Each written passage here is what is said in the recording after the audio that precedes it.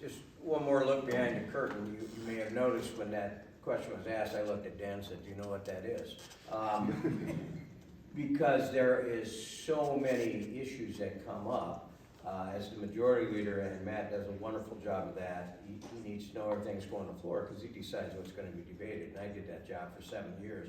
At that time, probably any bill that came on the floor I could talk about, but I wasn't sure what that bill was. And what happens in the legislative process when you have that many bills, you have that many committees, what members tend to do, and Josh is certainly doing it, particularly in the Health and Human Services areas, is you focus in on an area or two where you're really good at, and then if you're honest with yourself, there'll be things come up, you're like, what is this? And what you do is you tend to find people in your caucus that think like you, and then you kind of trust their judgment, and you know, when you're not exactly sure what's going on, you don't always have time to delve into each one of these issues to the extent you would like to, but you've learned to trust people, and so you know, you'll find somebody that really knows something about health and human services, or somebody knows something about natural resources, and if you were to try to understand every single issue, and we do, but to do that, you drive yourself crazy. It's just so many, the breadth and depth of the issues we deal with,